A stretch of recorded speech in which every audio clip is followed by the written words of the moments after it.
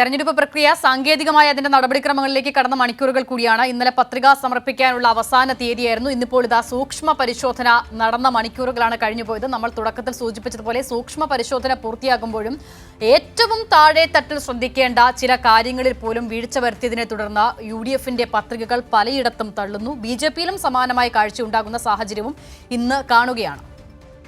അപ്പോൾ എല്ലാവരും ഒരുപോലെ തന്നെ ആകാംക്ഷയോടെ കാത്തിരുന്നൊരു ദിവസമായിരുന്നു. ഇത്തരത്തിൽ നാമനിർദ്ദേശ പത്രിക പൂർത്തിയാകുമ്പോൾ തന്നെ ഇന്നലെ കണ്ണൂരിൽ വലിയ വിജയമാണ് LDFന് തുടക്കത്തിൽ തന്നെ ഉണ്ടാകുന്നത്. അതുകൊണ്ട് തന്നെ അവസാനം ഇത്തരത്തിലൊരു സൂക്ഷ്മ പരിശോധന നടത്തുമ്പോഴും അതേ വിജയ പ്രതീക്ഷയിൽ തന്നെ LDF തുടരുമ്പോൾ സംസ്ഥാനത്തുടനീളം ഒരു ജില്ലയിലല്ല, 2 ജില്ലയിലല്ല, അത് അവസാനിക്കാതെ ഇങ്ങനെ UDFനും കോൺഗ്രസിനും വലിയ തിരിച്ചടി നേടുന്നു. അതുപോലെ തന്നെ അസിത പറഞ്ഞതുപോലെ BJPയിലും ഇത്തരത്തിൽ വലിയ തിരിച്ചടികൾ നേരിടുന്നു. അവർ വലിയ വെല്ലുവിളിയിലേക്കാണ് കടക്കുന്നത്. അപ്പോൾ ഇനി സൂക്ഷ്മ പരിശോധന കഴിഞ്ഞ ദിവസമാണ്. മാത്രമല്ല ഇനി നാമനിർദ്ദേശ പത്രിക പിൻവലിക്കാനുള്ള അവസാന ദിവസം 24-നാണ്. നമുക്ക് എന്തായാലും എസ് ഷീജയിലേക്ക് പോകാം. ഈ പത്രിക സൂക്ഷ്മ പരിശോധനയുടെ സമഗ്ര വിവരങ്ങൾ നൽകാൻ എസ് ഷീജ ചേരുന്നുണ്ട്. ഷീജ, സൂക്ഷ്മ പരിശോധന പൂർത്തിയാകുമ്പോൾ പലയിടങ്ങളിലും UDF സ്ഥാനാർത്ഥികൾ പുറത്തു പോകുന്ന സാഹചര്യമുണ്ട്. BJPയിലും സമാനമായ സാഹചര്യം.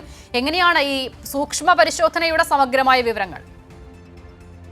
തീർച്ചയായും അച്ഛൻ, ഏതായാലും ഇന്നലെ നാമനിർദ്ദേശ പത്രിക സമർപ്പിക്കേണ്ട അവസാന ദിവസമായിരുന്നു. അപ്പോൾ നാമനിർദ്ദേശ പത്രിക സമർപ്പിച്ചു കഴിഞ്ഞപ്പോൾ ആകെ സ്ഥാനാർത്ഥികൾ എന്ന് പറയുന്നത്, നാമനിർദ്ദേശ പത്രിക സമർപ്പിച്ചവർ എന്ന് പറയുന്നത് 1,09,671 പേരായിരുന്നു. ഇവരുടെ പത്രികകളുടെ സൂക്ഷ്മ പരിശോധനയാണ് ഇന്ന് പ്രധാനമായും നടന്നത്. ഇതിൽ തന്നെ പല സ്ഥാനാർത്ഥികളുടെയും കൃത്യമായിട്ടുള്ള രേഖകൾ ഇല്ലാത്ത ഒരു പശ്ചാത്തലത്തിൽ പത്രികകൾ തള്ളുന്ന സാഹചര്യം അടക്കമുണ്ടായി. അല്പസമയത്തിനകം തന്നെ എത്ര പേരുടെ പത്രികകളാണ് സ്വീകരിച്ചത് എന്നത് സംബന്ധിച്ചുള്ള കണക്ക് സംസ്ഥാന തെരഞ്ഞെടുപ്പ് കമ്മീഷൻ പുറത്തിറക്കുന്നതായിരിക്കും. നിലവിലിപ്പോൾ 14 ജില്ലകളിൽ നിന്നുള്ള കണക്കുകളുടെ ഏകോപനം നടന്നുകൊണ്ടിരിക്കുകയാണ് എന്നുള്ളതാണ് നമുക്ക് ഈ ഒരു ഘട്ടത്തിൽ കൂട്ടിച്ചേർക്കാനുള്ളത്.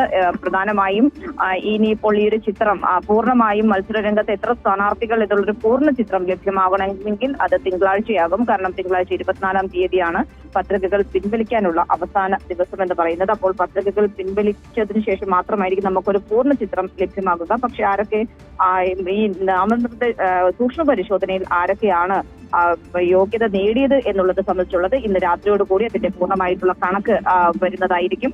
മറ്റൊന്ന്, ഇനി തിങ്കളാഴ്ച ഈ പലയിടങ്ങളിലും നമുക്കറിയാം കോൺഗ്രസിന്റെയും BJPക്കും ഒക്കെ പലയിടങ്ങളിലും റിബൽ സ്ഥാനാർത്ഥികൾ രംഗത്തുണ്ട്. അവരുടെ പത്രികകൾ പിൻവലിക്കാൻ വേണ്ടിയിട്ടുള്ള തിരക്കിട്ട നീക്കം, സമ്മർദ്ദം അത് ഭാഗത്ത് നിന്ന് തുടരുന്ന ഒരു സാഹചര്യം കൂടിയാണ്.